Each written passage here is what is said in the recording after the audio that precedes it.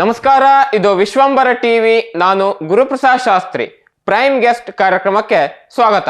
ಇವತ್ತು ನಮ್ಮ ಜೊತೆಗಿದ್ದಾರೆ ಶ್ರೀಕಾಂತ್ ಭಟ್. ಇವರು ಮೂಲತಃ ಸಿದ್ದಾಪುರ ತಾಲೂಕಿನ ಇಟಗಿಯವರು. ತಮ್ಮ ಇಂಜಿನಿಯರಿಂಗ್ ಹಾಗೂ PhD ಶಿಕ್ಷಣ ನಂತರ ಪ್ರಸ್ತುತ ಜರ್ಮನಿಯ ಹ್ಯಾಂಬರ್ಗ್ ಡೆಸಿ ಎನ್ನುವಂಥ ಸಂಶೋಧನಾ ಸಂಸ್ಥೆಯಲ್ಲಿ ಸಂಶೋಧನಾ ವಿಜ್ಞಾನಿಯಾಗಿ ಕೆಲಸವನ್ನು ನಿರ್ವಹಿಸ್ತಾ ಇದ್ದಾರೆ. ಕಾರ್ಯಕ್ರಮಕ್ಕೆ ಆತ್ಮೀಯ ಸ್ವಾಗತ. ನಮಸ್ತೆ ಸರ್. ನಮಸ್ಕಾರ. ನಮಸ್ಕಾರ. ಪ್ರಿಯ ವೀಕ್ಷಕರೇ, ಈ ವಿಡಿಯೋನ ನೋಡೋದಕ್ಕೂ ಮೊದಲು ನಮ್ಮ ಚಾನೆಲ್ ಅನ್ನ ಇನ್ನು ಸಬ್ಸ್ಕ್ರೈಬ್ ಮಾಡ್ಕೊಂಡಿಲ್ಲ ಆದ್ರೆ ತಕ್ಷಣವೇ ಸಬ್ಸ್ಕ್ರೈಬ್ ಮಾಡ್ಕೊಳ್ಳಿ. ಹಾಗೆ ವಿಡಿಯೋ ಇಷ್ಟ ಆಗಿದ್ರೆ ಶೇರ್ ಮಾಡಿ. ಈಗ ನಂಗೆ ವಿಜ್ಞಾನಿಗಳು ಅಂದ ತಕ್ಷಣ ಸಾಮಾನ್ಯವಾಗಿ ಯಾವತ್ತೂ ಒಂದು ಪ್ರಶ್ನೆ ಕಾಡತ್ತೆ ಇಲ್ಲಿ ಸಂಬಂಧಪಟ್ಟಂಗೆ. ಈಗ ತಾವು ಸಹ ಅಡಿಕೆ ಬೆಳೆಗಾರಿದ್ವಿ. ಅಡಿಕೆ ಬಹುತೇಕ ಎಲ್ಲ ಸಮಸ್ಯೆಗಳು, ಅದರ ಇವತ್ತಿನ ಬೆಳವಣಿಗೆಗಳು ಎಲ್ಲದೂ ಪರಿಚಯ ಇದೆ. ಚಾಲಿಗೇನು ಅಡಿಕೆ ಸೊಲಿಗೆ ಸಂಬಂಧಪಟ್ಟಂಗೆ ಅವಾಗ ಎಲ್ಲ ಮ್ಯಾನ್ಯುವಲಿ ಸೊಲಿತಾ ಇದ್ರು. ಈಗ ಚಾಲಿಯನ್ನು ಸೊಲಿಲಿಕ್ಕೆ ಮಷಿನ್ ಬಂದಿದೆ. ಒಂದು 90 to 95% ಬೇಡ 100% ಸಕ್ಸಸ್ ಆಗಿದೆ ಅಂತ ಇಟ್ಕೋಬೋದು. ನಂತರ ಈಗ ಹಾರ್ವೆಸ್ಟಿಂಗ್ ಸಮಯಕ್ಕೆ ಅಂದರೆ ನಾವು ಏನು ಕೊನೆ ಕೊಯ್ಲು ಮಾಡ್ತೀವಿ, ಅದು ಅಡಿಕೆ ಮರ ಹತ್ತಿ ಕೊಯ್ಯೋ ಸಮಸ್ಯೆ ಇತ್ತು. ಕಳೆದೊಂದು 4-5 ವರ್ಷಗಳಿಂದ ಕಾರ್ಬನ್ ಫೈಬರ್ ದೋಟಿ ಏನು ಬಂದಿದೆ, ಅದು ಒಂದು ಹಂತಕ್ಕೆ ಸಮಸ್ಯೆಯನ್ನು ಕಡಿಮೆ ಮಾಡಿದೆ. ಸಮಸ್ಯೆಯನ್ನು ಪೂರ್ತಿಗೆ ಇದಾಗಿದೆ ಅಂತಲ್ಲ, ಕಡಿಮೆ ಮಾಡಿದೆ. ಇರೋದ್ರೆ ಸೊಲ್ಯೂಷನ್ ಸ್ವಲ್ಪ ಕೊಟ್ಟಿದೆ. ಜೊತೆಗೆ ಈಗೇನು ಹಸಿ ಅಡಿಕೆ ಏನು ಬರುತ್ತೆ, ಕೆಂಪು ಅಡಿಕೆ ನಾವೇನು ಮಾಡ್ತೀವಿ, ಅದನ್ನು ಸೊಲಿಯುವಂಥ ಮಷಿನ್ ಇನ್ನೂ ಸಕ್ಸಸ್ ಆಗಿಲ್ಲ. ಒಂದು 60 to 70%, 75% ಆ ಒಂದು ಕಂಡೀಷನ್ ಇದೆ. ನನಗೆ ಯಾವತ್ತೂ ಕಾಡೋ ಪ್ರಶ್ನೆ ಏನಂತಿದ್ರೆ, ಭತ್ತದ ಸುಂಗನ್ನು ಅಥವಾ ಒಂದು ಭತ್ತವನ್ನು, ಸಣ್ಣ ಭತ್ತವನ್ನು ಸಹ ಅದರಲ್ಲಿ ಏನೋ ಟೆಕ್ನಾಲಜಿಯನ್ನು ಅದನ್ನು ಸುಲಿಯುವಂಥ ವ್ಯವಸ್ಥೆ ಮಾಡುವಂಥ ಇವತ್ತಿನ ಪರಿಸ್ಥಿತಿ, ಆ ಒಂದು ಟೆಕ್ನಾಲಜಿ ನಮ್ಮ ದೇಶದಲ್ಲಿ, ನಮ್ಮ ಹತ್ರ ಸರ್ಕಾರದಲ್ಲಿ ಇದೆ. ಆದರೆ ಈ ಒಂದು ಅಡಿಕೆಗೆ, ಹಸಿ ಅಡಿಕೆಗೆ ಟೆಕ್ನಾಲಜಿ ಕಂಡು ಹಿಡಿಯಲು ನಾವು ನಮ್ಮ ಭಾಗದವ್ರು ಸೋತಿದ್ದಾರಾ, ಅಥವಾ ಅದನ್ನು ನಾವು ಸರ್ಕಾರಕ್ಕೆ ಅಥವಾ ಸಂಬಂಧಪಟ್ಟ ಒಂದು ಯಾವ ರೀತಿ ಅದು ನಿಮ್ಗೆ ಏನು ಅನ್ಸುತ್ತೆ? ಟೆಕ್ನಾಲಜಿಯಲ್ಲಿ ನೀವು ಸಾಕಷ್ಟು ಅಂತಾರಾಷ್ಟ್ರೀಯ ಮಟ್ಟದಲ್ಲೂ ಅಂದರೆ ಎಲ್ಲೆಲ್ಲಿ ಏನೇನು ಟೆಕ್ನಾಲಜಿ ಇದೆ ಅಂತ ಒಂದು ಹಂತಕ್ಕಿದೆ. ಹಾಗಾಗಿ ಆ ಟೆಕ್ನಾಲಜಿ ಇರೋದನ್ನ ಇಲ್ಲಿ ಅನುಕೂಲ ಆಗೋ ಥರ ಮಾಡ್ಲಿಕ್ಕೆ ಅವಕಾಶ ಇದೆ ಅಂತ ಅನ್ಸತ್ತಾ ನಿಮಗೆ? ನನಗೆ ಯಾವುದೇ ಇದು ನನ್ನ ದೃಷ್ಟಿಯಲ್ಲಿ ಸಣ್ಣ ಸಣ್ಣ ತೊಂದರೆ, ಅಂದರೆ ಅದೊಂದು ದೊಡ್ಡ ಜಟಿಲವಾದ ಸಮಸ್ಯೆ ಏನೂ ಅಲ್ಲ. ಜಸ್ಟ್ ಬೇಕಾಗಿರೋದು ಇಚ್ಛಾಶಕ್ತಿ ಅಷ್ಟೇ. ಇಚ್ಛಾಶಕ್ತಿಯ ಜೊತೆಗೆ ಅದಕ್ಕೆ ಸಂಪನ್ಮೂಲದ ಕೊರತೆ. ಸಂಪನ್ಮೂಲದ ಅಂತಂದ್ರೆ, ಈಗ ಯಾವುದೇ ಒಂದು ಸಂಶೋಧನೆ ಆಗಬೇಕು, ಯಾವುದೋ ಒಂದು ಹೊಸ ತಂತ್ರಜ್ಞಾನ ಮಾರುಕಟ್ಟೆಗೆ ಬರಬೇಕು ಅಂದ್ರೆ ಅದರಲ್ಲಿ ಒಂದು 3-4 ವರ್ಷದ ಒಂದು ಒಂದು ಒಂದು ಸಣ್ಣ ತಂಡದ, ಅಂದ್ರೆ ಯಾವುದೇ ಒಬ್ಬನ ಕೆಲಸ ಅಲ್ಲ. ಯಾಕೆಂದ್ರೆ ಈಗ ಒಂದು ಸಣ್ಣ, ನೀವು ಹೇಳಿದ ಉದಾಹರಣೆಯನ್ನೇ ತಗೋಬೇಕು ಅಂತ ಹೇಳಿದ್ರೆ, ಇವತ್ತು ಚಾಲಿ ಮಷಿನ್ ಚೆನ್ನಾಗಿದೆ, ಹಸಿ ಅಡಿಕೆ ಚಾಲಿ ಮಷಿನ್ ಬಂದಾಗ್ಲೂ ಅದು ಯಾರದ್ದು ಒಬ್ಬರ ಕೆಲಸ ಆಗಿರಲಿಲ್ಲ, ಅದು ಯಾವುದೋ ಒಂದು ಸಂಘಟಿತ ಕೆಲಸವಾಗಿತ್ತು. ಅದನ್ನ ಬೇಸ್ ಇಟ್ಕೊಂಡು ಅದನ್ನ ಬೇರೆದನ್ನ ಉತ್ತಮಗೊಳಿಸ್ಬೇಕು. ಅದನ್ನ ಹೊಸದಾಗಿ ತಾನು ಬೇರೆ, ನೀವು ಇದನ್ನ ತಗೊಂಡು ಹೋಗಿ ಜರ್ಮನ್ ಟೆಕ್ನಾಲಜಿ ಮಾಡ್ತೀನಿ ನಾನು ಅಂತ ಜರ್ಮನ್ ಯಾವುದೋ ಒಂದು ತಂತ್ರಜ್ಞಾನ ಸಂಸ್ಥೆ ಕೊಟ್ಟು ಇದನ್ನ ನೀವು ಪರಿಹರಿಸಿ ಅಂತಂದ್ರೆ ಅವ್ರು ಮಾಡ್ಬಿಡ್ಬೋದು. ಆದ್ರೆ ಇಲ್ಲಿ ಕಲಿತ ಚಾಲಿ ಸೊಲಿಯೋ ಮಷೀನ್ ನಲ್ಲಿ ಕಲಿತ ಏನೇನು ನಮ್ಮ ಜ್ಞಾನ ಇದೆಯಲ್ಲ, ಅದು ಅವ್ರಿಗೆ ಇರಲ್ಲ. ನಾವು ಚಾಲಿಯನ್ನ ಮಾಡ್ಲಿಕ್ಕೆ ಸಾಧ್ಯವಾಗಿದೆ ಅಂತ ಹೇಳಿದ್ರೆ ಶಿವನಿಕೆಯನ್ನು ಕೂಡ ಮಾಡ್ಲಿಕ್ಕೆ ಹೌದು, ಅಲ್ಲಿ ತೊಂದರೆಗಳು ಬೇರೆ ಬೇರೆ, ತೂಕ ಇದಾಗ್ಲಿ ಅಥವಾ ಕಲರ್ ಮತ್ತೆ ಅದರ ಗಾತ್ರಗಳು ಬೇರೆ ಬೇರೆ, ಅದೆಲ್ಲ ಬೇರೆ ಬೇರೆ ತೊಂದರೆಗಳನ್ನ ನಾವು ಅದಕ್ಕೆ ಅನುಗುಣವಾಗಿ ಉತ್ತರವನ್ನು ಕಂಡುಕೊಳ್ಬೇಕು. ಉದಾಹರಣೆ ಕೊಟ್ಟರೆ, ಹೌದು, ನಾನು ನಮ್ಗೆ ಹೇಳಿದೆ, ನಾನು ಜರ್ಮನ್ ಹ್ಯಾಂಬರ್ಗ್ ನಗರದಲ್ಲಿ ಒಂದು ಯಾಕ್ ಒಂದು ಪರ್ಟಿಕ್ಯುಲರ್ ಹೆರ್ಸ್ ಆಪಲ್ ಹೋಪ್ ಅಂತ ಅದು ಹೆಸರು. ಅವ್ರ ಆಪಲ್ ಬೆಳಿತಾರೆ. ಒಂದು 40 ಹೆಕ್ಟೇರ್ ಜಾಗದಲ್ಲಿ ಒಂದು 250 ನಮೂನಿ ಆಪಲ್. ಅವ್ರಿಗೆ 750 ರೀತಿ 250. ನಮಗಿಲ್ಲಿ ಆಪಲ್ ಒಂದೇ ಭಾಗ. ಎಲ್ಲರೂ ಕೇಳಿದ್ರೆ ಕಾಶ್ಮೀರ್ ಆಪಲ್ ಅಂತ. ಆಪಲ್ ಟ್ರೇಡ್ ನೇಮ್ ಈಗ ನಮಗೆ ಆಪೂಸ್ ಮತ್ತೆ ಇದು ಮಲ್ಲಿಕಾ, ಹೇಗೆ ಬೇರೆ ಬೇರೆ ಮ್ಯಾಂಗೋದಲ್ಲಿ ವೆರೈಟಿ ಇದೆಯೋ ಹಾಗೆ ಆಪಲ್ ಅಲ್ಲಿ ಕೂಡ ಬೇರೆ ಬೇರೆ ಬೇರೆ ವೆರೈಟಿ ಇದೆ. ಆಲ್ಸ್ಟರ್, ರಾಯಲ್ ಗೋಲ್ಡು, ಆ ತರ ಬೇರೆ ಬೇರೆ ಇದೆ, ಗಾಲಾ, ಈ ತರ ಅದೆಲ್ಲ ಬೇರೆ ಬೇರೆ ವೆರೈಟಿಗಳು ಬರುತ್ತವೆ. ಅದಕ್ಕೆ ಅದು ತಕ್ಕಂತ ಟಿಪಿಕಲ್ ಟೇಸ್ಟ್ಗಳು ಕೂಡ ಇದೆ. ಅವನು ಆ ತರ 250 ನಮೂನಿ ಬೆಳಿತಾನೆ. ಅಲ್ಲಿ ಹೋಗಿದ್ದೆ. ಅವನ ಪ್ರಾಬ್ಲಮ್ ಏನು ಅಂತಂದ್ರೆ, ಅವ್ನು ತೋರ್ಸದ, ನಮಗೆ ಒಂದು ಗೈಡೆಡ್ ಟೂರ್ ಇತ್ತು, ಹೋಗಿದ್ವಿ. ಫಾರ್ಮ್ ಎಲ್ಲ ತೋರ್ಸಾದ್ಮೇಲೆ ಇಷ್ಟು ದೊಡ್ಡ ಕಂಟೈನರ್ ಬಾಕ್ಸ್ಗಳಲ್ಲಿ ಅವ್ರದ್ದು ಆಪಲ್ ಅನ್ನು, ಜರ್ಮನಲ್ಲಿ ವರ್ಕರ್ ಕೂಡ ಕೊರತೆ ಇದೆ, ಅದು ಪೋಲಿಷ್ ವರ್ಕರ್ಸ್ ಬಂದು ಅದನ್ನ ಡಬ್ಬಿಲಿ ಕೊಯ್ತಾರೆ. ಕೊಯ್ದಾದ್ಮೇಲೆ ಸಾರ್ಟಿಂಗಿಗೆ ಜನ ಇಲ್ಲ. ಸಾರ್ಟಿಂಗ್ ಆಪಲ್ ಇಷ್ಟು ಸಣ್ಣದಿಂದ ಹಿಡಿದು ಇಷ್ಟು ದೊಡ್ಡದವರೆಗೂ ಬರ್ತದೆ. ಈಗ ಪ್ಯಾಕ್ ಆಗುವಾಗ ಎಲ್ಲದು ಒಂದೇ ಸಿಮಿಲರ್ ಗಾತ್ರದಲ್ಲಿ ಪ್ಯಾಕ್ ಆಗಬೇಕು. ಅದ್ರ ಜೊತೆಗೆ ಕೆಲವೊಂದು ಓಣಿಯಲ್ಲಿ ಹೋದ್ರೆ 2 ವೆರೈಟಿ ಕೂಡ ಮಿಕ್ಸ್ ಆಗ್ಬೋದು. ಕೆಲವೊಂದು ಸಾಧ್ಯತೆ ಇದೆ. ಹಾ. ಕೆಲವೊಂದು ಕೊಳತು ಹೋಗಿರುತ್ತೆ. ಅವ್ರು Quality. ಬಿದ್ದು ಪೆಟ್ಟಾಗಿರೋ ಆಪಲ್ ಅನ್ನ ಅವ್ರು ಅಪ್ಪಿತಪ್ಪಿನೂ ಪ್ಯಾಕ್ ಮಾಡಿದ್ರೆ ಅದನ್ನ 1 ವರ್ಷ ಇಟ್ಕೊಳ್ಳಿಕ್ ಆಗಲ್ಲ. ಅದೆಲ್ಲ ಸೂಕ್ಷ್ಮವಾದಂತಹ ಬೇರೆ ಬೇರೆ ಬೇರೆ ಬೇರೆ ಸಮಸ್ಯೆಗಳು. ಅವನು ಫಸ್ಟ್ ಸಾರ್ಟಿಂಗ್ ಆಗ್ಬೇಕು. ಒಂದು ದೊಡ್ಡ ಸಿಂಪಲ್ ಸಾರ್ಟಿಂಗ್. ಇಷ್ಟು ದೊಡ್ಡ ಮಷಿನ್ ನಲ್ಲಿ ಸಾವಿರಾರು ಆಪಲ್, ಮಿನಿಮಮ್ 1000 ಆಪಲ್ ಒಂದು ಮಷಿನ್, ಅದನ್ನ ಅವನು ಮಿನಿಮಮ್ ಒಂದು ಗಾತ್ರ, ವೆರೈಟಿ ಆಗಿ, ಮತ್ತೆ ಕೆಲವೊಂದು ಹಣ್ಣು ಯಾವ ಗ್ರೇಡಿಂಗ್ ಹಣ್ಣಾಗಿದೆ ಕೂಡ ಅವನು ಅದನ್ನು ಕೂಡ ಮಾಡ್ಬೇಕು. ಕೆಲವೊಂದು ಪೂರ್ಣ ಹಣ್ಣಾಗಿರಲ್ಲ, ಕೆಲವೊಂದು ಕಂಪ್ಲೀಟ್ ರೆಡಿಟ್, ಅದು ಈ ವಾರದಲ್ಲೇ ಮಾರ್ಕೆಟ್ಗೆ ಹೋಗ್ಬೇಕು. ಕೆಲವೊಂದು 1 ವಾರ ಲೇಟ್ ಆದ್ರೂ ಪರವಾಗಿಲ್ಲ. ಕೆಲವೊಂದನ್ನ ಅವ್ರು ಡೀಪ್ ಸ್ಟೋರೇಜ್ಗೆ ಇರ್ತಾರೆ, ಮುಂದಿನ ವರ್ಷ ಅದೆಲ್ಲದಕ್ಕೂ ಅವನೇನ್ ಮಾಡ್ದ ಅಂತಂದ್ರೆ ಅವ್ನು ತೋರಿಸ್ದ ನಮ್ಗೆ. ಒಂದು ಮಷಿನ್ ತಗೊಂಡು ಒಂದು ಮಷಿನ್ ಕೊಟ್ಬಿಡ್ತಾನೆ. ಒಂದು ಮಷಿನ್ ಕೊಟ್ಟು ಅದೇನಾಗತ್ತೆ ಅಂದ್ರೆ ಸೀಟ್ ಆ ಬಾಕ್ಸೇ ಹೋಗ್ಬೇಕು. ಬಾಕ್ಸ್ ಇಂದ ಒಂದು ಹೋಲ್ ಓಪನ್ ಆಗತ್ತೆ, ಅದು ಟಕ್ ಟಕ್ ಟಕ್ ಅಂತ ಬೇರೆ ಬೇರೆ ಆ ಆಪಲ್ 30 ಬೇರೆ ಬೇರೆ. ಒಂದು ಆಪಲ್ನ ಕಂಪ್ಯೂಟರ್ ತಿರ್ಸಿ 30 ಫೋಟೋ ಹೊಡಿಯುತ್ತೆ. 30 ಆಂಗಲ್ ಅಲ್ಲಿ ಫೋಟೋ 30 ಆಂಗಲ್ ಅಲ್ಲಿ ಒಂದೇ ಆಪಲ್ 30 ಸಲ ಫೋಟೋ ಕ್ಲಿಕ್ ಆಗುತ್ತೆ. ಆ ಫೋಟೋ ಕ್ಲಿಕ್ ಆಗಿದ್ದು ಒಂದು ಕಂಪ್ಯೂಟರ್, ಅದಕ್ಕೆ ಒಂದು ಸೂಪರ್ ಕಂಪ್ಯೂಟರ್ ಇಟ್ಕೊಂಡಿದ್ದಾನೆ. ಆ ಕಂಪ್ಯೂಟರ್ ಅಲ್ಗೋರಿದಮ್ ನಿಂದ ಅವನ್ ಏನ್ ಮಾಡ್ತಾನೆ ಅಂತಂದ್ರೆ ಸೈಜ್, ಅದು ಅದರಲ್ಲಿ ಇದ್ದಾಗ ತೂಕನೂ ಗೊತ್ತಿರುತ್ತೆ, ಸೈಜು, ವೇಟ್, ಯಾವ್ದು ಪೆಟ್ಟಾಗಿದೆ ಯಾವ್ದು ಪೆಟ್ಟಾಗಿಲ್ಲ. ಪೆಟ್ಟಾಗಿರೋದು ಎಲ್ಲ ಪೆಟ್ಟಾಗಿರೋ ಆಪಲ್ ಅವನು ಜ್ಯೂಸ್ ಮಾಡ್ತಾನೆ, ಅದನ್ನು ಹಾಳು ಮಾಡಲ್ಲ. ಅದೆಲ್ಲ ಆಪಲ್ ಜ್ಯೂಸ್ ಆಗೋಗುತ್ತೆ, ಅಲ್ಲೇ ಕ್ರಶ್ ಆಗಿ ಜ್ಯೂಸ್. ಯಾವ್ದಾದ್ರು ಸೆಗ್ರಿಗೇಟ್ ಮಾಡ್ಕೊಡ್ತಾನಲ್ಲ ಅದನ್ನ ಸೈಜ್ ಮತ್ತೆ ವೆಯ್ಟ್ ಅನುಗುಣವಾಗಿ ಸಾರ್ಟ್ ಮಾಡ್ಕೊಂಡು, ಅದ್ರ ಜೊತೆಗೆ ಜಾತಿಯ ವಿಧಾನವಾಗಿ ಅದನ್ನು ಕೂಡ ಸಾರ್ಟ್ ಮಾಡ್ತಾರೆ. ಸೊ ಅದು ಅಷ್ಟು ಕಾಂಪ್ಲೆಕ್ಸ್ ಪ್ರಾಬ್ಲಮ್ಗಳೇ ಸಾಲ್ವ್ ಆಗಿರುವಾಗ ನಮ್ದು ಎಲ್ಲದೂ ಅಡಿಕೆಯೇ. ಇದು ಸೊಲಿಯಬೇಕು, ಅದು ಸಿಪ್ಪೆ ಬೇರೆ ಕಡೆ ಬೀಳ್ಬೇಕು, ಅಡಿಕೆ ಬೇರೆ ಕಡೆ ಬೀಳ್ಬೇಕು. ತಂತ್ರಜ್ಞಾನ ಇನ್ನು ಸ್ವಲ್ಪ ಎಳೆದಿರುತ್ತೆ, ಬೆಳೆದಿದೆ, ಕೆಲವೊಂದು ಎಳೆದಿರುತ್ತೆ, ಕೆಲವೊಂದು ಸಣ್ಣ ದೊಡ್ಡ ಇರುತ್ತೆ. ಅದನ್ನ ಸಾರ್ಟ್ ಮಾಡುವುದು ಬಹಳ ಕಷ್ಟದ ಕೆಲಸವೇನಲ್ಲ. ಹೌದು, ಅದಕ್ಕೆ 1-2 ವರ್ಷ ಹಿಡಿಬಹುದು. ಸಂಘ ಸಂಸ್ಥೆಗಳ ಸಹಾಯ ಬೇಕಾಗ್ಬೋದು. ಯಾಕಂದ್ರೆ ಯಾವುದೋ ಒಂದು ದೊಡ್ಡ ಜಮೀನ್ದಾರ್ ಕೂಡ ಮಾಡುವ ಕೆಲಸ ಅಲ್ಲ. ಯಾಕಂದ್ರೆ ಅವನು 15-20 ಲಕ್ಷವೋ ಅಥವಾ 1 ಕೋಟಿಯನ್ನು ಖರ್ಚು ಮಾಡ್ಲಿಕ್ಕೆ ಒಂದು ಮಷಿನ್ ಅನ್ನ ಮಾಡ್ಲಿಕ್ಕೆ ರೆಡಿ ಇರಲ್ಲ. ಅವನ 1 ವರ್ಷದ ಇನ್ಕಮ್ ಆಗಿರ್ಬೋದು ಅದು. ಅದನ್ನು ಸಂಘ ಸಂಸ್ಥೆಗಳು ಮಾಡಬೇಕು. ಅಥವಾ ಇದನ್ನ ಗೌರ್ಮೆಂಟ್ ಮಾಡಬೇಕು ಅನ್ನೋದು ಕಷ್ಟದ ಕೆಲಸ. ಯಾಕೆಂದ್ರೆ ಗೌರ್ಮೆಂಟ್ಗೆ ಇದು ನಾವು ಅಡಿಕೆ ಬೆಳೆಗಾರರು ಒಂದು ಸಣ್ಣ ಕಮ್ಯುನಿಟಿ ಅಷ್ಟೇ, ಬೇರೆ ಬೇರೆ ಕಮ್ಯುನಿಟಿ ಮಾಡಬಹುದು, ಮಾಡಿದ್ರೆ ಉತ್ತಮ ಕೂಡ. ನಮ್ಮ ಜನಪ್ರತಿಗಳು ಅದನ್ನ ಹೇಳಿ ಮಾಡಿಸಿದ್ರೆ ಒಳ್ಳೆ ಕೆಲಸ, ಮಾಡಬಾರ್ದು ಅಂತದ್ದಲ್ಲ. ಆದ್ರೆ ಫಸ್ಟ್ ನಮ್ಮಲ್ಲಿಂದ, ಈ ಸಂಘ ಸಂಸ್ಥೆಗಳಿಂದ ಮೊದಲ ಹೆಜ್ಜೆ ಬಂದಲ್ಲಿ 2ನೇ ಹೆಜ್ಜೆಗೆ ಆಮೇಲೆ ಯಾವುದೇ ಒಂದು ಮಷೀನ್ ಅನ್ನ ಮುಗೀತು ಅನ್ನೋದಿಲ್ಲ, ಅಥವಾ ಯಾವುದೋ ಒಂದು ತಂತ್ರಜ್ಞಾನ ಮುಗಿಯಿತು ಉತ್ತಮಗೊಳಿಸ್ತಾನೆ ಇರ್ಬೋದು. ಆದ್ರೆ ಒಂದು ತಂತ್ರಜ್ಞಾನ ಬೇಕಲ್ಲ, ಅದನ್ನ ಹೆಜ್ಜೆ ಇಡಲೇಬೇಕು. ನಮ್ಮಲ್ಲಿ IIT-ಗಳಲ್ಲಾಗ್ಲಿ ಇದನ್ನೆಲ್ಲ ಒಂದು 3-4 ಜನರ ಹೇಳಿದಲ್ಲ, ಅದಕ್ಕೆ ಎಲೆಕ್ಟ್ರಾನಿಕ್ಸ್ ಬೇಕು, ಸ್ವಲ್ಪ ಕಂಪ್ಯೂಟರ್ ಇದರದ್ದು ಬೇಕು. ಅದಾದ್ಮೇಲೆ original machine it self is a mechanical machine. So ಎಲ್ಲದರ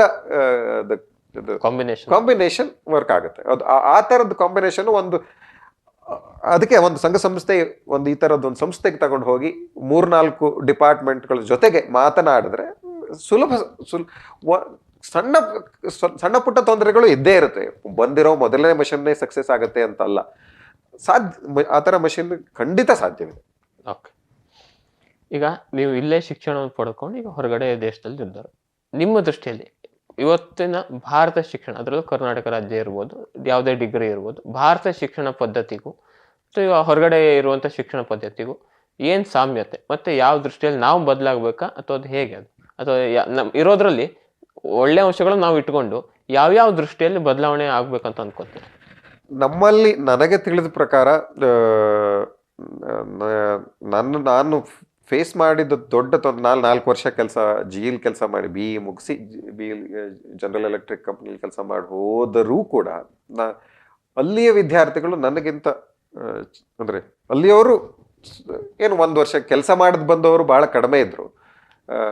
ಅವರು ನಾನು ಮಾಸ್ಟರ್ ಲೆವೆಲ್ಗೆ ಹೋಗಿ ಜಾಯ್ನ್ ಆಗೋದು, ಅಲ್ಲೂ ಮಾಸ್ಟರ್ ಲೆವೆಲ್ಗೆ ಹೋಗಿ ಸೇರ್ಕೊಂಡಿತ್ತು. ಅವರು ಇನ್ನು ನನಗಿಂತ ಅಡ್ವಾನ್ಸ್ಡ್ ಇದ್ದರು.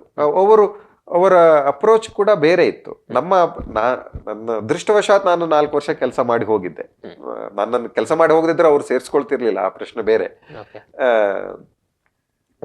ನನ್ನ ವೃತ್ತಿಯ ಎಕ್ಸ್ಪೀರಿಯನ್ಸ್ ಕೂಡ ಅಲ್ಲಿ ಕೌಂಟ್ ಆಗಿದೆ. ನಾನು ಅಲ್ಲಿ ಫೆಲೋಶಿಪ್ಗೆ ಹೋಗುವಾಗ ಅಲ್ಲಿ ಮೂಲ ಕಾರಣ ಏನು ಅಂದ್ರೆ, ನಾವು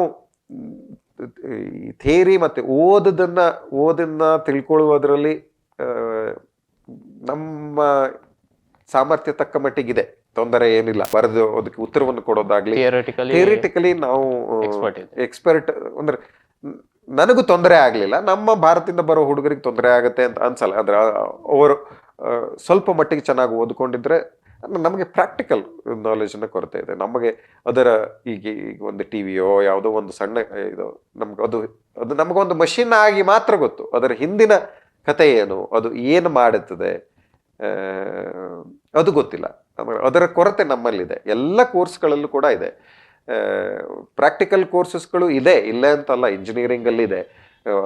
ಅದಕ್ಕೂ ಮೂಲ BSc ಇದನ್ನು ತಗೊಂಡ್ರೆ ಲ್ಯಾಬ್ ಕೋರ್ಸಸ್ಗಳು ಕೂಡ ಬಹಳ ಮೂಲಭೂತವಾಗಿಯೇ ಇದೆ, ಅಪ್ಲಿಕೇಶನ್ ಓರಿಯೆಂಟೆಡ್ ಆಗಿಲ್ಲ. ಹಾಗೆ ಅಂತ ಅವರು ಡೈರೆಕ್ಟ್ ಆಗಿ ಕಂಪ್ಲೀಟ್ ಚೇಂಜ್ ಆಗ, ಯಾಕೆಂದ್ರೆ ನೀವು BSc MSc ಮಾಡೋರಿಗೆ ಅವರ ಕೋರ್ BSc ವಿಜ್ಞಾನದಲ್ಲಿಯೇ ಅಥವಾ ಮೂಲಭೂತ ವಿಜ್ಞಾನದಲ್ಲಿ, ಇಂಜಿನಿಯರಿಂಗ್ ಅಲ್ಲಿ ಆ ತಕ್ಕ ಮಟ್ಟಿಗಿನ ಎಕ್ಸ್ಪೋಜರ್ ಇದ್ರೂ ಕೂಡ ಮೊದಲ ವರ್ಷದಲ್ಲಿದೆ. ಅದಾದ ಮೇಲೆ ಅವರವರು ಸ್ಪೆಷಲೈಸ್ಡ್ ಆಗ್ಬಿಡ್ತಾರೆ. ಅದು ಆಗ್ಬೇಕು ಕೂಡ. ಅದಾದ್ಮೇಲೆ ಅವರಲ್ಲೂ ಕೂಡ ಪ್ರಾಕ್ಟಿಕಲಿನ ಕೊರತೆ ಇದೆ. ಯಾಕೆಂದ್ರೆ ಅಕಾಡೆಮಿಕ್ ಟು ಇಂಡಸ್ಟ್ರಿ ಟಚ್ ಇದೆಯಲ್ಲ, ಅದು ಕೊರತೆ.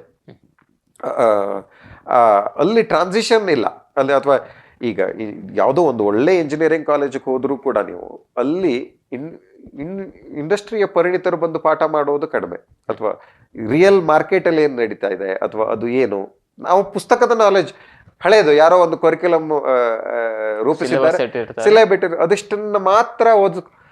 ಈಗ ನಾನು ಯೂನಿವರ್ಸಿಟಿಯಲ್ಲಿ PhD ಓದ್ತಿರುವಾಗ ನಮಗೂ ಮಾಸ್ಟರ್ಸ್ ಕೋರ್ಸ್ಗಳಿಗೆ ನಾವು ಟೀಚ್ ಮಾಡಬೇಕಿತ್ತು, ಬ್ಯಾಚುಲರ್ಸ್ ಕೋರ್ಸ್ಗೆ ಲ್ಯಾಬ್ ಕೋರ್ಸ್ಗಳನ್ನು ಹ್ಯಾಂಡಲ್ ಮಾಡಬೇಕಿತ್ತು.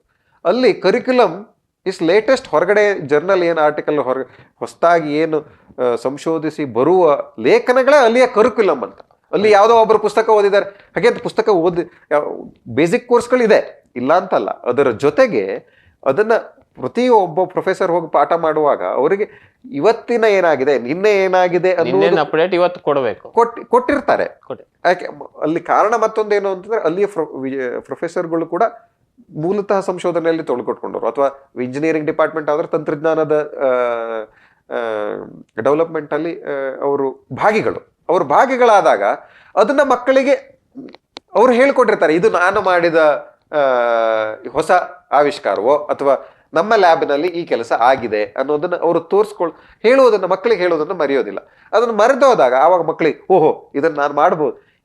ಇಲ್ಲಿ ಇದರ ಕೊರತೆ ಇದೆ. ಇಲ್ಲಿಯೇ ನಮ್ಮ ಇಂಜಿನಿಯರಿಂಗ್ ಈಗ IIT ಅಥವಾ IISc ಹೊರತುಗೊಳಿಸಿದರೆ ನಮ್ಮ ಶಿಕ್ಷಕರು, ನಮ್ಮ ಇಂಜಿನಿಯರಿಂಗ್ ಕಾಲೇಜ್ ಶಿಕ್ಷಕರು, ಪ್ರೊಫೆಸರ್ಗಳು ಸಂಶೋಧನೆಯಲ್ಲಾಗಲಿ ಅಥವಾ ಇಂಡಸ್ಟ್ರಿಯಲ್ಲ ಜೊತೆಯಲ್ಲಾಗಲಿ ಜೊತೆಗೆ ಕೆಲಸ ಮಾಡುವುದಿಲ್ಲ. ಅಂದ್ರೆ ಅವರೆಲ್ಲರೂ ಶಿಕ್ಷಕರಾಗಿದ್ದಾರೆ, ಒಳ್ಳೆಯ ಶಿಕ್ಷಕರು, ಚೆನ್ನಾಗಿ ಕಲಿಸ್ಕೊಡ್ತಾರೆ ನಮಗೆ ಮಾರ್ಗದರ್ಶಕರು ಕೂಡ ಹೌದು, ನೀನು ಅಲ್ಲಿ ಹೋಗು. ಆದರೆ ಅವರೇ ಇಲ್ಲದಿರೋದ್ರಿಂದ ನಾವು ಕೂಡ ಅವರಷ್ಟು ಕಲ್ತ್ಕೊಂಡಿದ್ದೇವೆ ಬಿಟ್ರೆ ಅವರ ಆಚೆಗೆ ಹೋಗಿಲ್ಲ. ನಮಗೆ ಇವತ್ತಿನ ಡೈವರ್ಷನ್ ಕೂಡ ಅದನ್ನ ಆಚೆಗೆ ಕಲಿಸ್ಲಿಕ್ಕೆ ಬಿಟ್ಟಿಲ್ಲ. ನಾವು ಅಂದ್ರೆ ಬೇರೆದ್ರಲ್ಲಿ ಡೈವರ್ಷನ್ ಆಗಿದ್ದೇವೆ. ಅಂದ್ರೆ ಅದನ್ನ ನಾವು ಜಾಸ್ತಿಯಾಗಿ ರೂಢಿಸಿಕೊಂಡ್ರೆ ನಮ್ಮ ಶಿಕ್ಷಣ ಪದ್ಧತಿಯಲ್ಲಿ, ನಮ್ಮ ಫೋಕಸ್ ಅಲ್ಲಿ, ಈಗ ನೀವು ಕಂಪ್ಯೂಟರ್ ಇಂಜಿನಿಯರಿಂಗ್ ಇದ್ದವರು ಮೆಕ್ಯಾನಿಕಲ್ ಕಲಿಬೇಕು ಅಂತಲ್ಲ, ನಿಮಗೆ ಯಾವ್ದು ಇಷ್ಟ ಇದೆಯೋ ಅದರಲ್ಲಾದ್ರೂ ನೀವು ಜಾಸ್ತಿಯಾಗಿ ಪ್ರಾಕ್ಟಿಕಲ್ ಅಪ್ರೋಚ್ ಅನ್ನ ರೂಢಿಸ್ಕೊಳ್ಬೇಕು. ಅಥವಾ ಮಟೀರಿಯಲ್ ಸೈನ್ಸ್ ಆದವರು ಅಥವಾ ಪ್ರಾಕ್ಟಿಕಲ್ ಇದಾಗಲು ಅದರ ಜಾಸ್ತಿಯ ಹ್ಯಾಂಡ್ಸ್ ಆನ್ ಎಕ್ಸ್ಪೀರಿಯನ್ಸು, ಲ್ಯಾಬ್ ಎಕ್ಸ್ಪೀರಿಯನ್ಸ್ಗಳನ್ನು ತಗೊಳ್ತಾ ಹೋದ್ರೆ, ನೀವು ಸಂಶೋಧನೆಯಲ್ಲಿ ಹೋಗ್ಬೇಕು ಅಂದ್ರೆ ಲ್ಯಾಬ್ ಅಲ್ಲಿ ಕೆಲಸ ಮಾಡುವ ಇದಿರಬೇಕು. ಇಲ್ಲ ನಾನು ಇಂಡಸ್ಟ್ರಿಯಲ್ಲೇ ಕೆಲಸ ಮಾಡ್ತೀನಿ ಅಂತಂದ್ರೆ ಇಂಡಸ್ಟ್ರಿಯ ಎಕ್ಸ್ಪೀರಿಯನ್ಸ್ ಹೇಗಿರುತ್ತೆ, ಅದರಿಂದ ಅಲ್ಲಿನ ಒತ್ತಡಗಳನ್ನ ಸಣ್ಣ ಪುಟ್ಟ ನೀವು ಯಾವುದೋ ದೊಡ್ಡ ಕಂಪನಿಗೆ ಹೋಗಿ ಕೆಲಸ ಮಾಡ್ಕೊಳ್ಬೇಕು ಅಂತಲ್ಲ, ಸಣ್ಣ ಪುಟ್ಟ ಇಂಟರ್ನ್ಶಿಪ್ಗೆ ಹೋಗಿ ಕಲ್ತ್ಕೊಂಡು ಆ ಥರ ಮಾಡಿದಾಗ ನಮ್ಮ ಕಲಿಕೆ ಒಂದು ಏನು ಡಿಗ್ರಿ ಲೆವೆಲಲ್ಲಿ ಏನು ಕಲಿತೀವಿ, ಮಾಸ್ಟರ್ ಡಿಗ್ರಿ ಲೆವೆಲಲ್ಲಿ ಕಲಿತೀವಿ, ಅದೆಲ್ಲದೂ ಥಿಯರಿ. ಪ್ರಾಕ್ಟಿಕಲ್ ಅನ್ನು ನಾವು ಕಲ್ತ್ಕೋಬೇಕು. ಅದನ್ನ ಹೇಳ್ಕೊಡ್ಲಿಕ್ಕೆ ಆಗಲ್ಲ. ನಾವು ಇಂಡಸ್ಟ್ರಿಗೆ ಜಾಯ್ನ್ ಆಗಿ ಅಲ್ಲಿ ಹೋಗಿ ನಾವೇ ಕಲ್ತ್ಕೊಳ್ಳೋದು, ನಮ್ಮ ಇಚ್ಛೆಯೇ ಮುಖ್ಯ. ಅಲ್ಲಿ ನಾವು ಅದನ್ನ ಚೆನ್ನಾಗಿ ಕಲ್ತ್ಕೊಂಡ್ರೆ ಅಲ್ಲೂ ಕೂಡ ಚೆನ್ನಾಗಿ ಮಾಡ್ಕೋಬಹುದು. ಓಕೆ ಸರ್, ಇನ್ನು ಕೊನೆಯದಾಗಿ ಈಗ ನಿಮ್ಮ ಹತ್ರ ಇಷ್ಟು ಹೊತ್ತಿನ ಸಮಯ ಮಾತಾಡಿದೆ ಅಥವಾ ನಿಮ್ಮನ್ನು ಭೇಟಿ ಮಾಡಿದಾಗ ನನಗೆ ನೀವು ಕಳೆದೊಂದು 18 ವರ್ಷನೋ 20 ವರ್ಷನೋ ಹೊರದೇಶದಲ್ಲಿ ಇದ್ದೀರಿ ಹೇಳುವಂಥ ಭಾವನೆ ಬರಲಿಲ್ಲ. ನೀವು ಸಹಜ ನಮಗೆ ಶಿರಸಿಯಲ್ಲಿದ್ದರು ಅಥವಾ ಉತ್ತರ ಕನ್ನಡದಲ್ಲಿ ಇರಿದ್ದೀರಿ ಹೇಳುವಂಥ ಒಂದು ದಿನನಿತ್ಯ ನೀವು ಇಲ್ಲೇ ಇರ್ತೀರಿ ಹೇಳುವಂಥ ಭಾವನೆ. ಅಂದರೆ ನಿಮ್ಮಲ್ಲಿ ನಮ್ಮತನ ಹೇಳೋದು, ಅಂದರೆ ಉತ್ತರ ಕನ್ನಡ ಮಣ್ಣಿನ ಗುಣ ಏನಿದೆ ಅದು ಇನ್ನೂ ಹೆಚ್ಚು ಅಂದರೆ ಕಾದಿಟ್ಕೊಂಡಿದ್ದೀರಿ. ಅಂದ್ರೆ ಈಗ ಹೊರಗಡೆ ಇದ್ದೀರಿ ಅಥವಾ ಅದನ್ನ ಒಂದು ಎಕ್ಸ್ಪೋಸ್ ಮಾಡಬೇಕು ಹೇಳುವಂತ ಭಾವನೆ ನಿಮ್ಮಲ್ಲಿಲ್ಲ, ಅದನ್ನ ಕಾಣಲಿಲ್ಲ. ಅಂದ್ರೆ ಇದ್ರ ಬಗ್ಗೆ ಏನ್ ಹೇಳ್ತೀರಿ? ಧನ್ಯವಾದಗಳು. ನೀವು ಹಾಗೆ ಹೇಳಿದ್, ನಾನು ಹಾಗೆ ಅಂತಲ್ಲ, ನನ್ನ ಅನಿಸಿಕೆ ಇಷ್ಟು, when you are in Roman be a Roman. ನಾವು ಜರ್ಮನಿಲಿ ಇದ್ದಾಗ ಪೂರ್ಣ ಜರ್ಮನ್ ಆಗ್ಲಿಕ್ಕೆ ಸಾಧ್ಯವೂ ಇಲ್ಲ, ಅಥವಾ ನಾವು ಇಲ್ಲಿದ್ದಾಗ ನಾವು ಇಲ್ಲಿಯವರಾಗಿರಬಹುದು. ಯಾಕಂದ್ರೆ ನಾವು ಹುಟ್ಟಿದ್ದಿಲ್ಲಿ, ಬೆಳೆದದ್ದಿಲ್ಲಿ, ಎಲ್ಲದೂ ಗೊತ್ತಿರೋ ನನಗೆ. ಮತ್ತೆ ನೀವು ಊರಲ್ಲಿ ಬಂದಾಗ ನೀವು ಅಲ್ಲಿಂದ ಬಂದವರು ಅಂತ ನನ್ನನ್ನು ಗುರುತಿಸಿದ್ರೆ ಕಷ್ಟ. ಯಾಕೆಂದ್ರೆ ನಾವು ಅಲ್ಲಿಯವರಲ್ಲ, ಅಲ್ಲಿಂದ ಬಂದವರು ಇರಬಹುದು ಅಷ್ಟೇ, ಅಲ್ಲಿ ಹೋಗಿದ್ದವರು. ಅಂದ್ರೆ ನಾವು ಇಲ್ಲಿಯವರು, ಅಲ್ಲಿ ಹೋಗಿದ್ದವರು. ಆ ದೃಷ್ಟಿಯಲ್ಲಿ ನಾವು ಇಲ್ಲಿಯವರೇ, ಅದರಲ್ಲಿ ಯಾವುದೇ ಸಂಶಯ ಇಲ್ಲ ನನಗೆ. ಮತ್ತೆ ನಾವು ಅಲ್ಲಿದ್ದೀವಿ, ನಾವು ಅಲ್ಲಿ ಹೊರಗಿನವರು. ಅಲ್ಲಿ ಹೊರಗಿನಿದ್ದಾಗ ಅಲ್ಲಿ ನಮ್ಮದೇ ಆದ ಗುಣಗಳಿವೆ. ಅವರು ನಮ್ಮದೇ ಆದ ಗುಣಗಳಿಗಾಗಿ ನಮಗೆ ಕೆಲಸವನ್ನು ಕೊಟ್ಟಿದ್ದಾರೆ. ಅಲ್ಲಿಯವರು ಇಲ್ಲ ಅಂತ ಇಲ್ಲ, ಅಲ್ಲಿಯವರಿದ್ದಾರೆ. ಅದನ್ನ ನಾವು ಮಾತೃಭಾಷೆಗೂ ಕೂಡ ಸೇರಿಸಬಹುದು. ಈಗ ನೋಡಿ, ನಮ್ಮ ಭಾಷೆಯನ್ನೇ ನಾವು ಕಲಿದೆ ಹೋದ್ರೆ ನಾವು ಒಂದು ಹಂತದ ನಮ್ಮಲ್ಲಿ ನಮ್ಮ ತನವನ್ನು ಬಿಟ್ಟು ಕೊಟ್ಟ ಹಾಗೆ, ನಮ್ಮ ಇದನ್ನ ನಾವು ಮೂಲ ಇದನ್ನ ನಾವು ಉಳಿಸ್ಕೊಳ್ಳದೆ ಹೋದರೆ, ನಮ್ಮ ಭಾವನೆಗಳನ್ನ ನಾವು, ನಮ್ಮ ಸಂಸ್ಕೃತಿಯನ್ನ ನಾವು ಇಟ್ಟುಕೊಳ್ಳದೆ ಹೋದರೆ, ಅದನ್ನ ನಮ್ಮ ಮಕ್ಕಳಿಗೆ ಹೇಗೆ ಹೇಳ್ಯಾರು? ನಮ್ಮ ಮಕ್ಕಳು ಒಂದು ಹಂತದಕ್ಕೆ ಅನಾಥರಾಗೋಗ್ತಾರೆ ಅಲ್ವಾ?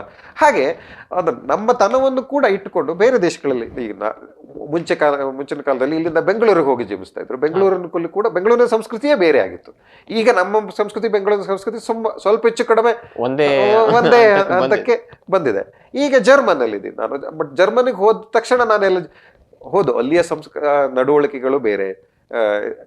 ನನ್ನ ಮಗನಿಗೆ ಹೇಳ್ತಾ ಇದ್ದೆ ಮೊನ್ನೆ, ನಾವು ಭಾರತದಲ್ಲಿ ಜರ್ಮನ್ಸ್ ನಡವಳಿಕೆಗಳನ್ನು ಇಟ್ಟು ಬದುಕು ಕೂಡ ಕಂಡುಕೊಳ್ಳಬಹುದು. ಆದರೆ ಭಾರತದ ಮಾತ್ರ ನಡವಳಿಕೆಗಳನ್ನು ಇಟ್ಟುಕೊಂಡು ಜರ್ಮನಿಯಲ್ಲಿ ಬದುಕಲಿಕ್ಕೆ ಆಗೋದಿಲ್ಲ.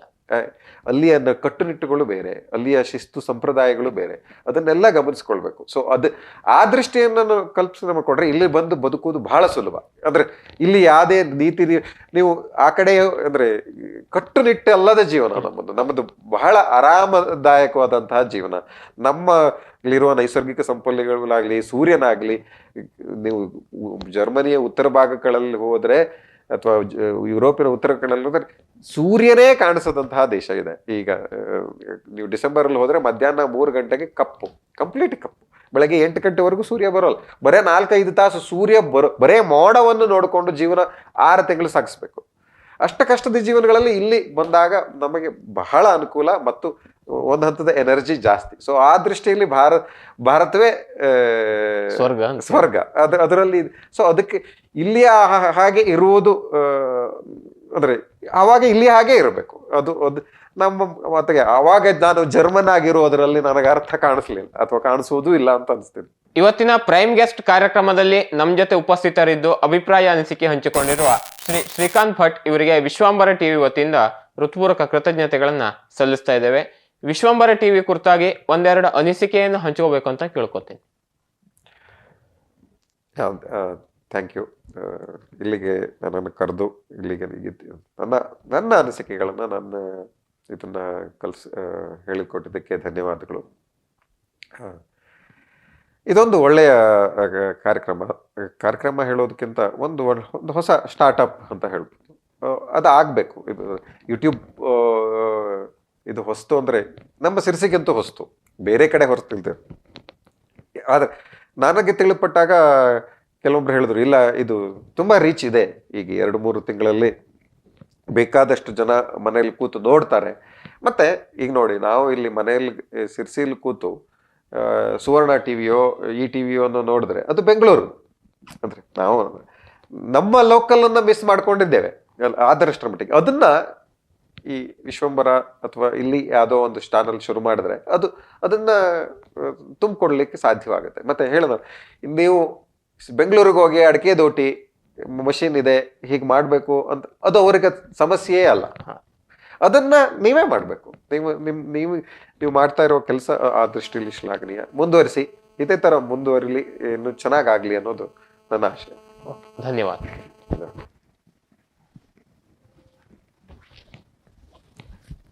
ಧನ್ಯವಾದ. ವೀಕ್ಷಕ ಮಹಾಪ್ರಭುಗಳೇ, ನಮ್ಮ ಚಾನಲ್ ಅನ್ನು ಸಬ್ಸ್ಕ್ರೈಬ್ ಮಾಡಿ, ಶೇರ್ ಮಾಡಿ, ಪ್ರೋತ್ಸಾಹಿಸಿ.